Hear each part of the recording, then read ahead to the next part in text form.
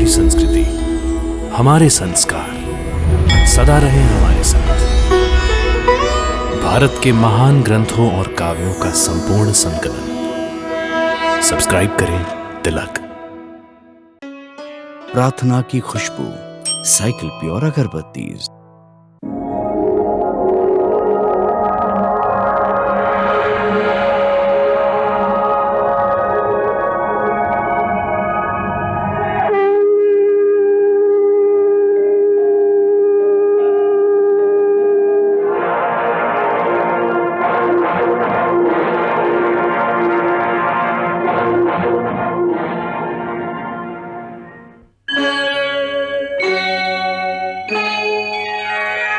कृष्णा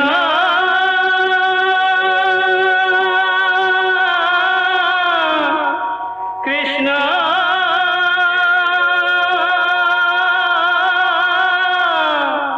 हरे कृष्णा हरे हरे।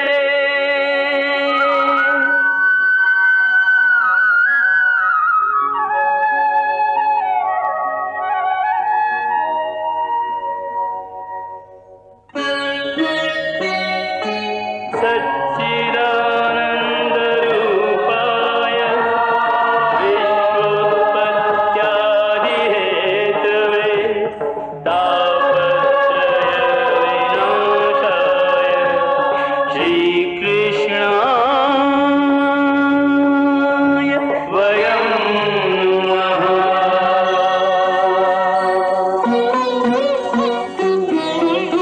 श्रीकृष्ण गोविंद हरे मुरारे, हे नाथ नारायण वासुदेव। हरे कृष्ण राधे राधे कृष्ण कृष्ण हरे नाथ,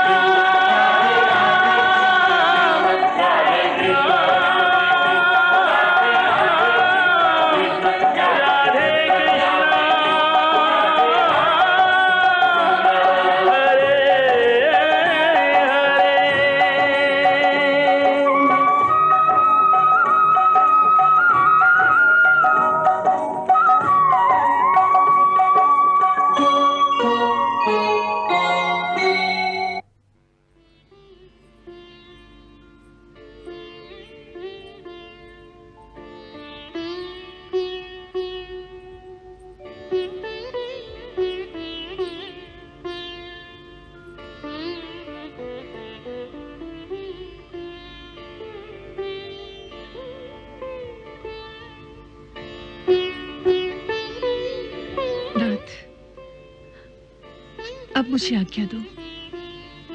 कहाँ जा रही हो? अब मुझे अपने लोक में वापस जाना होगा।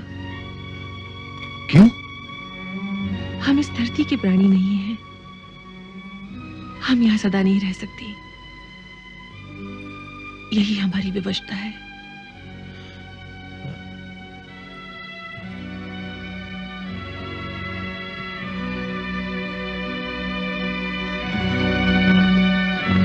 और ये बालक?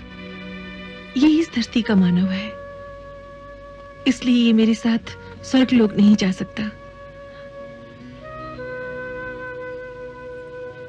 अपनी धरोहर संभालिए।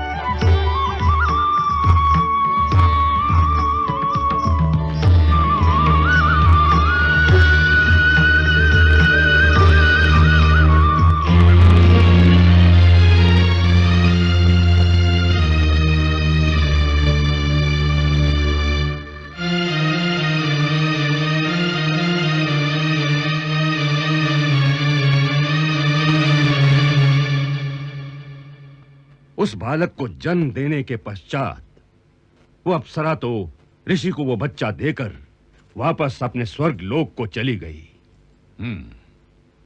उसके जाने से ऋषि को इतना दुख हुआ कि उन्हें फिर से वैराग्य हो गया और प्रभु कृपा से वो अहंकार और मोह के अंधकार से निकलकर फिर भक्ति और ज्ञान के संसार में चले गए। शेषी रायण जब तपस्या के लिए वापस चले गए तो उस बालक को भी अपने साथ वन में ले गए। यही बालक आगे चलकर काल यवन के नाम से मलेच्छ देश का राजा बना। शेषी रायण की संतान और मलेच्छ देश का राजा बन गया, ये कैसे संभव हुआ? जिन दिनों शेषी रायण और उस अप्सरा की प्रेम लीला चल रही थी, उन्हीं दिनों मलेच्छ देश पर एक बड़ा प्रतापी और वीर राजा राज्य करता था, जिसका नाम था ताल जंग। दुश्मन का कोई भी आदमी भागने न पाए, कत्ल कर दो सबको, कत्ल कर दो सबको, कत्ल कर दो सबको। ताल जंग ने अपने राज्य की सीमाएं बहुत दूर दूर तक फैला दी थीं। दूर दूर के देशों पर आक्रमण करके वो या तो उनको अपने अधीन कर लेता था या उनकी संपदा लूटकर अपने देश में ले आता था। उसके पास अपार वैभव था, शक्ति थी, समस्त राजा उससे डरते थे।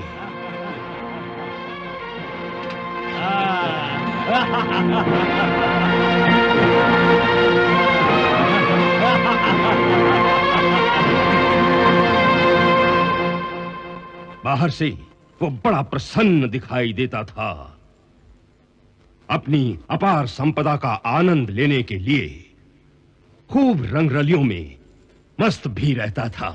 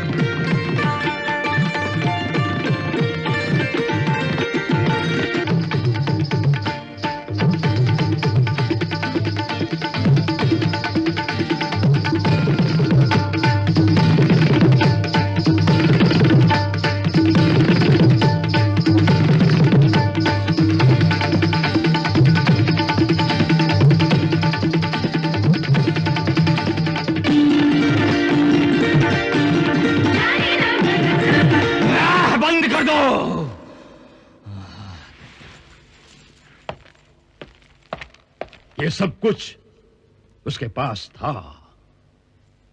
परंतु अंतर्मन में वो खुश नहीं था। उसे इस बात का गहरा दुख था कि दुनिया की सारी खुशियां होते हुए भी उसके घर में संतान नहीं थी। संतान का अभाव एक शूल की भांति उसके मन में निरंतर चुभता रहता था। इसलिए अक्सर वो अचानक उदास हो जाता था।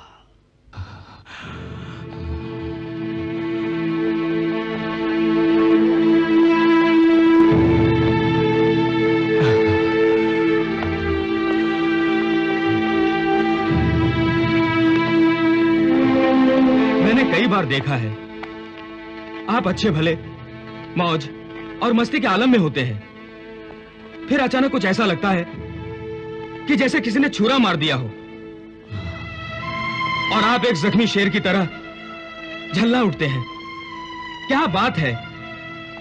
ऐसा कौन सा दर्द है जो आपको अचानक इस तरह दबोच लेता है? तुम नहीं जानते मेरे दर्द को। नहीं जानता, इसीलिए जानना चाहता हूं, आखिर इस दर्द की वजह क्या है? दर्द है, मैं जानता हूं। मेरे साथ तकदीर ने एक मजाक किया है, मैं जानता हूं, पर मेरे साथ ही ऐसा क्यों किया गया है, उसकी वजह क्या है? मैं उस वजह को जानना चाहता हूं। मैं भी तकदीर से पूछना चाहता हूं कि मुझे इतना कुछ दिया, धन दौलत शान और शौकत, इतना बड़ा साम्राज्य, सब कुछ दिया, पर मुझे एक भी बच्चा क्यों नहीं दिया गया जो मेरी इतनी बड़ी संपदा, मेरे इतने विशाल साम्राज्य का वारिस होता। मैं पूछना चाहता हूं अपनी तकदीर से कि मेरे बाद ये महल, 2 महले, ये शाही खजाने, ये तख्त और ताज क्या फकीरों और भिखारियों में बांट दिए जाएंगे? मैं इस मजाक की वजह जानना चाहता हूं अपनी तकदीर से। है कोई इसका जवाब देने वाला? है कोई? हाँ है। कौन? मेरे साथ चलिए। कहां? थोड़ी दूर जाना होगा, 4 दिन का सफर है। आनंदगिरी पर्वत की एक गुफा में एक बाबा जी रहते हैं। उन्हें आने वाला वक्त और गुजरा हुआ काल हाथ पर रखे आंवले की तरह प्रत्यक्ष दिखाई देता है। वही आपके सवाल का जवाब देंगे। मेरे साथ चलेंगे? जरूर चलूंगा। इस सवाल का जवाब पाने के लिए मैं दुनिया के आखिरी कोने तक भी जाने को तैयार हूं।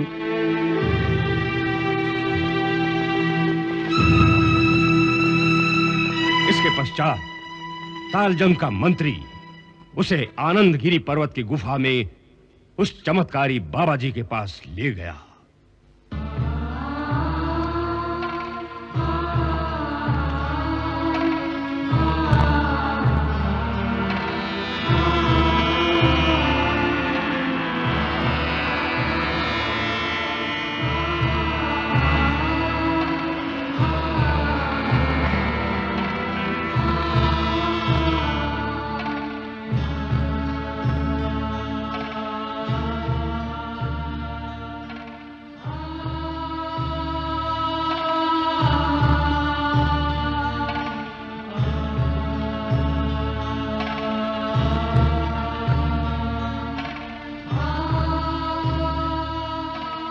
ऊपर वाले की दया और रहम से कभी मायूस नहीं होना चाहिए बेटा।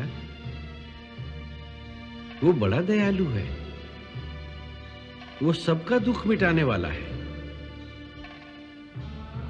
वो तेरे दुख को भी जानता है और उसने तेरे दुखों को मिटाने का उपाय भी कर दिया है। मेरा दुख मिटाने का उपाय कर दिया है बाबा? हाँ, तेरा दुख सिर्फ इतना ही है कि तुझे एक बच्चा चाहिए जो तेरी सल्तनत और तेरे राजपाट का वारिस हो, जो तुम्हारे बाद तुम्हारे कुल का नाम ऊंचा कर सके, जिसकी वीरता पर तुम और तुम्हारी प्रजा दोनों को गर्व हो सके। यही चाहिए ना? जी बाबा। तो अपने राज्य की पूर्वी सीमा पर जाओ। वहां तारकंडे वन में तुम्हें वो बच्चा मिलेगा। तारकंडे वन में बच्चा मिलेगा? हाँ, जिस बच्चे को आगे चलकर तुम्हारा बेटा कहलाना है। तुम्हारे बाद तुम्हारे साम्राज्य को संभालना है। उसका जन्म हो चुका है। जन्म हो चुका है?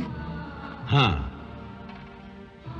शेषिरायन मुनि के द्वारा स्वर्ग की एक अप्सरा के गर्भ से वो बालक पैदा हो चुका है। अपने जिस साम्राज्य को संभालने की तुम्हें चिंता है, उस साम्राज्य को संभालने के लिए तकदीर ने उस बच्चे को जन्म दिया है,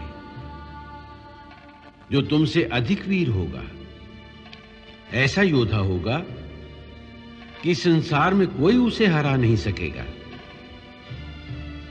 तुम्हें एक गुप्त रहस्य की भी बात बताता हूं कि उसे भगवान शंकर का ऐसा वरदान है कि संसार में किसी भी हथियार से, किसी भी अस्त्र शस्त्र से उसे मारा नहीं जा सकेगा। जा, तेरी तकदीर का वारिस वन में तेरा इंतजार कर रहा है। उसे शेषिरायन से मांग ले और दत्तक पुत्र बना ले। जा।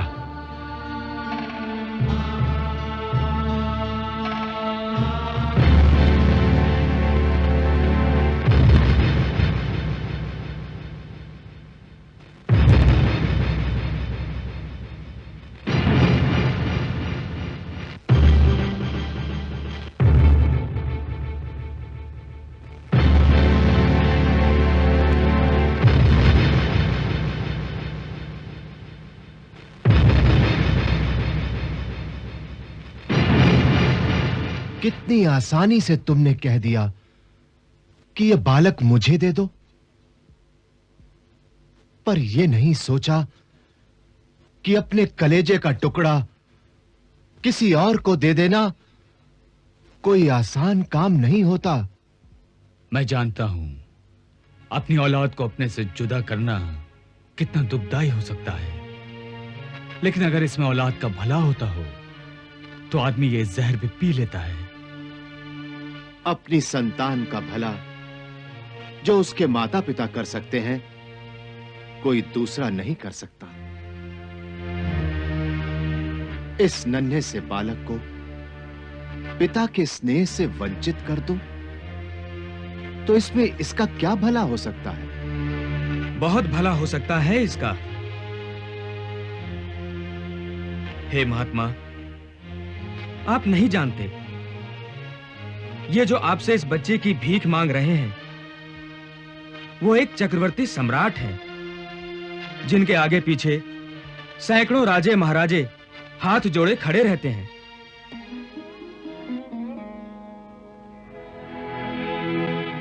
आपका पुत्र इनके विशाल साम्राज्य का एकमात्र वारिस होगा। ये जो यहां जंगल में पड़ा है, ये राजमहल का राजकुमार होगा, जिसके आगे पीछे सैकड़ों दास दासियां कतारें लगाए खड़ी होंगी। इस बच्चे की तकदीर में एक महाप्रतापी सम्राट बनना लिखा है। इसीलिए हम दोनों को आपके पास इस बच्चे को लेने के लिए भेजा गया है। भेजा गया है? किसने भेजा है आपको? आनंदगिरी पर्वत की गुफा वाले बाबा जी ने। उन्होंने ही आपका पता दिया था। सम्राट उनके पास औलाद की भीख मांगने के लिए गए थे, तो उन्होंने कहा कि जिसे तुम अपने साम्राज्य का चक्रवर्ती सम्राट बनाना चाहते हो, वो तारकंडे वन में रहने वाले मुनि शेषिरायन और एक अप्सरा के पुत्र के रूप में पैदा हो चुका है। उसे अपना दत्तक पुत्र बना लो। वही इस साम्राज्य का वारिस है।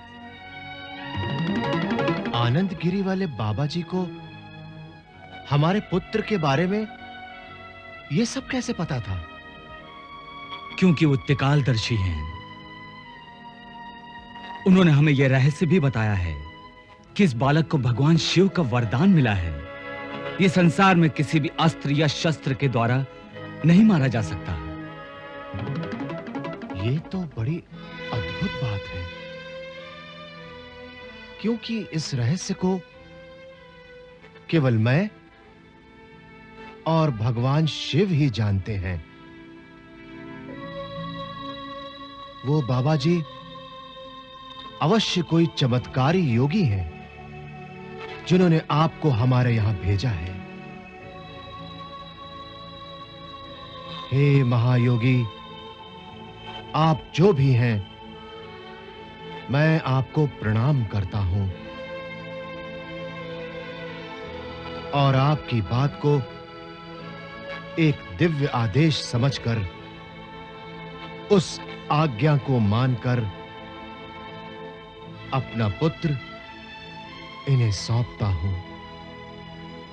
शायद इसी में उसका कल्याण होगा। ऋषि ने वो बालक उसे दे दिया। फिर बालक को उसने बड़े लाड प्यार से पाला और उसका नाम रख दिया काल यवन। फिर मलेच्छ राजा की मृत्यु के पश्चात काल यवन यवन देश का राजा बन गया। वो एक ऐसा वीर है सम्राट, ऐसा वीर है कि जिसने संसार के समस्त वीरों को युद्ध की चुनौती दे रखी है, परंतु आज तक किसी में भी उससे लड़ने की न शक्ति है न साहस। वो आज युद्ध करने के लिए तरस रहा है सम्राट, वो युद्ध करने के लिए तरस रहा है।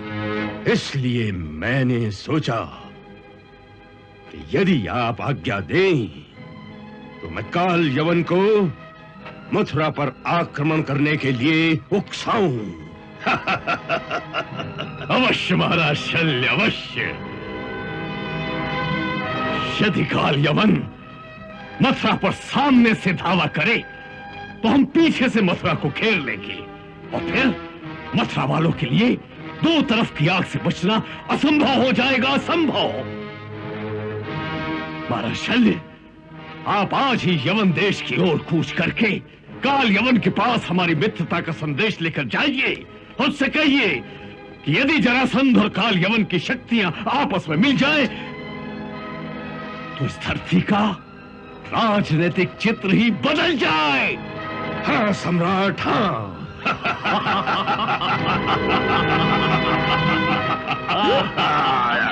महाराज काल यवन की, महाराज काल यवन की, महाराज काल यवन की, महाराज काल यवन की,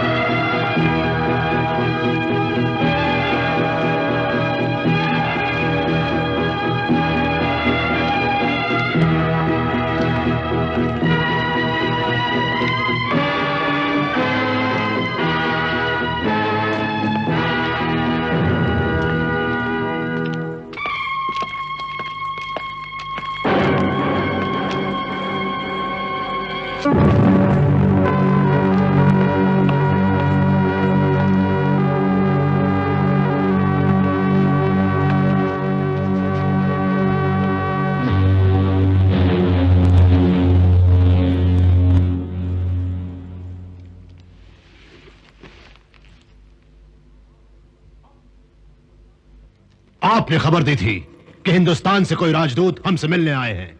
जी सरकार, मगध के सम्राट जरासंध ने मद्र देश के राजा महाराज शल्य को आपसे भेंट करने के लिए भेजा है।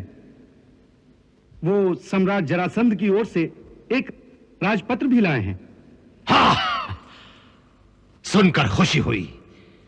भारत देश से पहली बार वहां का कोई राजा हमारे यवन देश में पधारा है, इसलिए उनका स्वागत ऐसा होना चाहिए जो हिंदुस्तान और यवन देश दोनों मुल्कों के शान के अनुकूल हो।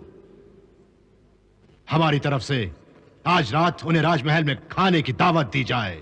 जी सरकार।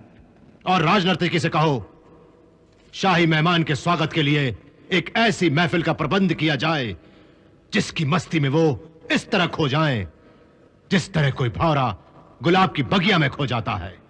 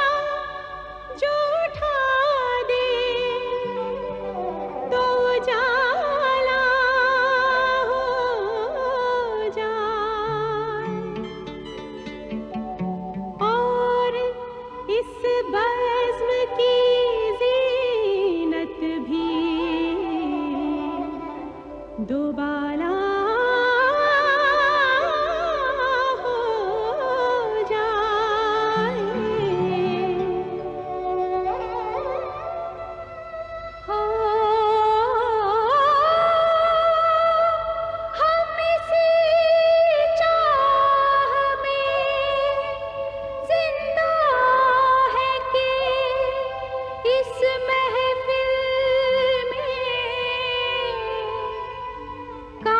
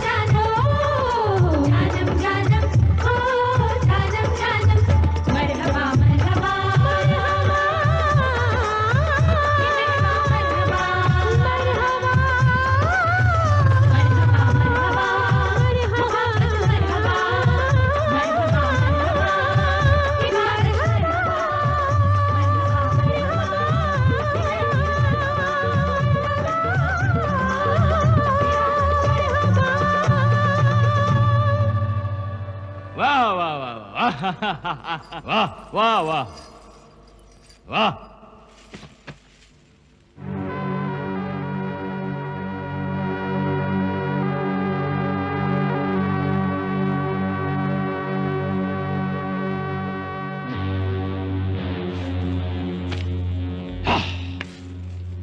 इस पत्र से मुझे सारी परिस्थिति का पूरा ज्ञान हो गया है। बड़े आश्चर्य की बात है कि एक अकेले कृष्ण ने आपकी कई अक्षौणी सेना का नाश कर दिया। जी एक बार नहीं, 17 बार ऐसा हुआ है। 17 बार? हाँ। वाह! क्या वो सचमुच ऐसा वीर और बहादुर योद्धा है? प्रश्न केवल वीरता का नहीं है, क्योंकि हमारे पास भी वीरों की कमी नहीं है। तो फिर उसके पास कोई दिव्य शक्ति है। हाँ, दिव्य शक्तियां तो आप लोगों के पास भी हैं। स्वयं सम्राट जरासंध के पास भी कई दिव्य अस्त्र हैं। परंतु कृष्ण के पास एक ही अस्त्र ऐसा है, उसका सुदर्शन चक्र, जो बाकी सब अस्त्रों को बेकार कर देता है। जब सुदर्शन आगे बढ़ता है तो सारे दिव्य अस्त्र उसको नमस्कार करके पीछे हट जाते हैं। कोई भी यदि सुदर्शन के सामने आ जाए तो सुदर्शन के द्वारा कृष्ण उसका सर काट देता है। इसलिए कोई भी योद्धा उसके सामने खड़ा नहीं रह सकता। यही कारण है हमारे बार बार हारने का, और यही कारण है मुझे आपके पास भेजने का, क्योंकि सारे संसार में आप ही हैं जो युद्ध में उसका सामना कर सकते हैं, जो युद्ध में उसका सामना कर सकते हैं।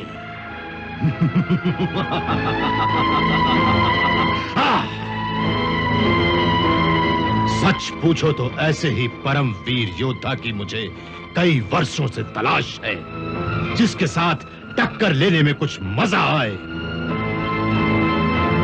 जीत में भी मजा आए और हार में भी मजा आए। परंतु इस धरती पर मुझे ऐसा कोई वीर मिला ही नहीं। मुझे याद आ रहा है, मैंने जब नारद से यह प्रश्न किया था कि इस धरती पर मेरी टक्कर का कोई योद्धा है, तो उसने भी यही नाम बताया था, कृष्ण। कृष्ण, कृष्ण। तब से मैं कई बार सोचता था कि किसी दिन उसके पास जाऊं और उसे युद्ध के लिए ललकारूं।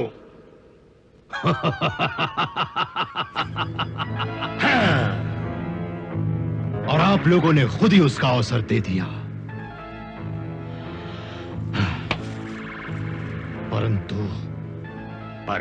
परंतु क्या? परंतु ये कि जिस सुदर्शन चक्र का आपने जिक्र किया है, उसका तोड़ मेरे पास है या नहीं, यही सोच रहा हूं। इसका तोड़ तीनों लोगों में किसी के पास नहीं। तो फिर युद्ध कैसे होगा? वो तो मेरा सिर काट देगा। नहीं, आपका सिर सुदर्शन भी नहीं काट सकता। वो कैसे? भगवान शिव के वरदान से। आपके पिता को भगवान शिव ने 2 वरदान दिए थे। पहला ये कि इस संसार में कोई भी योद्धा किसी भी अस्त्र या शस्त्र द्वारा आपकी हत्या नहीं कर सकता,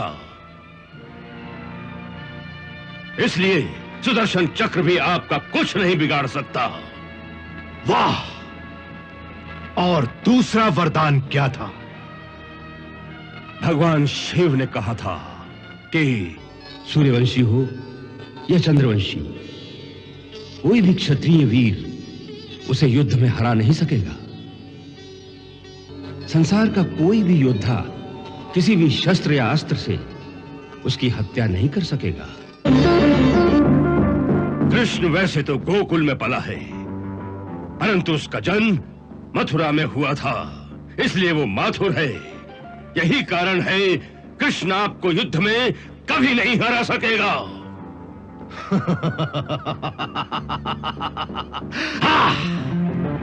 वाह महाराज शल्य, वाह!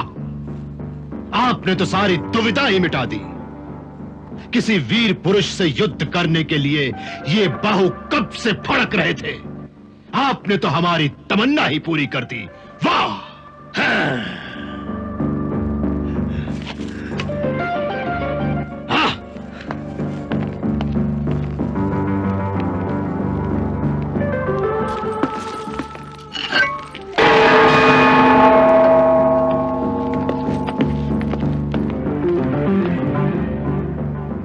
सेनापति, 2 दिन के अंदर अंदर हमारी सेना हिंदुस्तान के लिए कूच करेगी।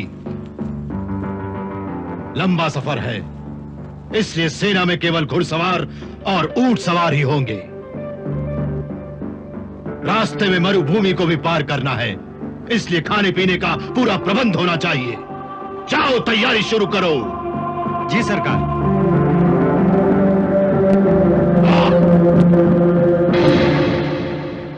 आपकी वाणी सत्य हुई प्रभु, सत्य हुई। काल यवन मथुरा पर आक्रमण करने के लिए अपनी सेना लेकर निकल चुका है।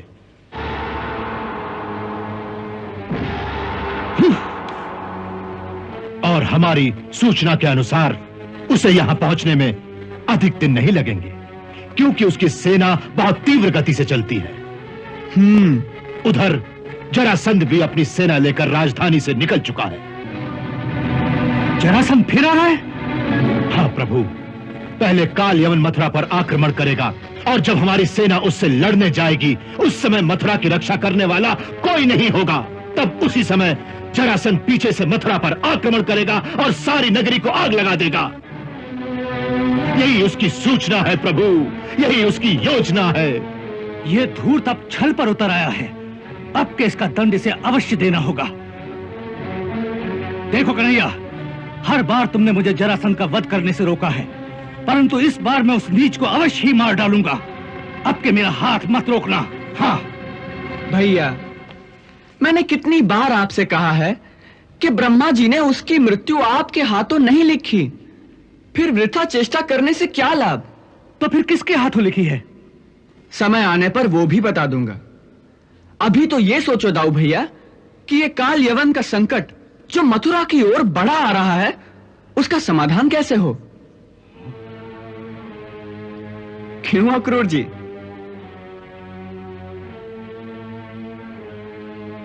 प्रभु, ये आप हमसे पूछ रहे हैं?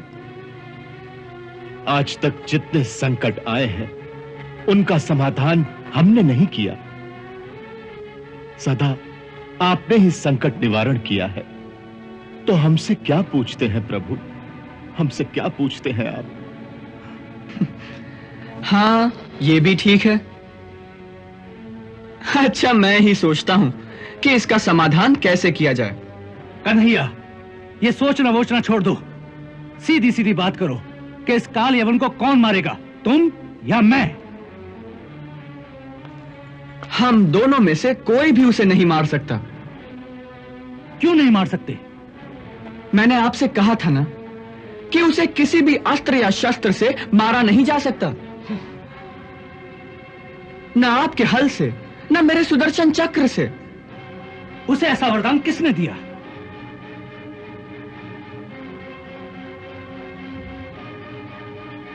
हमारे प्रभु भोलेनाथ भगवान शिव ने। इसलिए हमें उनके वरदान की लाज तो रखनी ही होगी। उनका वरदान था कि कोई भी योद्धा किसी भी अस्त्र या शस्त्र से उनकी हत्या नहीं कर सकेगा। इसलिए युद्ध में उसे जीतना असंभव है। तो फिर क्या होगा? उसे युद्ध में नहीं जीत सकते तो क्या उसे छल से मारेंगे? चिंता ना करो दाऊ भैया, हमें छल करने की कोई आवश्यकता नहीं, क्योंकि उसे हम नहीं कोई और मारेगा। बस मेरी इतनी बात मान लेना कि जब वो मथुरा को घेर ले तो उससे युद्ध करने मुझे अकेले ही जाने देना। अकेले? तो मैं भी साथ नहीं जाऊं? नहीं दाऊ भैया, तब तो सारी बात ही बिगड़ जाएगी। ये काम तभी हो सकता है जब मैं अकेले जाऊं। तुम्हारा ये तर्क मेरी समझ से बाहर है। देखो, भगवान शंकर के वरदान के अनुसार हम तो उसे मार नहीं सकते और ना ही युद्ध में उसे हराया जा सकता है। हाँ, फिर ये कि हमें किसी ऐसे पुरुष को ढूंढना चाहिए जो बिना युद्ध के ही उसे मार सके। और वो पुरुष मैंने ढूंढ लिया है। कौन है वो? महाराज मुचुकंद। मुचुकंद? मुचुकंद कौन? वो त्रेता युग में इक्ष्वाकु वंश के एक परम प्रतापी और परम शूरवीर राजा थे। वो त्रेता युग में थे, तो इस द्वापर युग में वो हमारे किस काम के? क्योंकि वो अभी तक इस धरती पर विद्यमान है। प्रभु, त्रेता युग से अभी तक जीवित हैं, तो वो है कहां? यहां मथुरा के पास ही पहाड़ की एक गुफा में सो रहे हैं। कन्हैया, मैं तुम्हारे हाथ जोड़ता हूं, ये पहेलियां मत बुझाओ। सच सच बताओ, ये तुम्हारी क्या लीला है? ये मेरी लीला नहीं है दाऊ भैया, ये तो इतिहास की बात है। सुनो,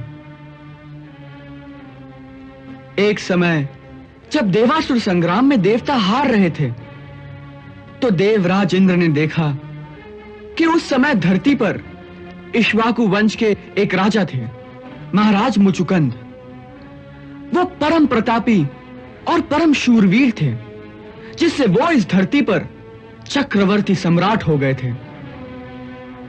जब इंद्र ने उनसे सहायता मांगी, तो उस महाप्रतापी राजा ने इंद्र की प्रार्थना को स्वीकार करके उस युद्ध में देवताओं की ओर से भाग लिया। महाराज मुचुकंद ने उस संग्राम में असुरों के साथ घोर संग्राम किया।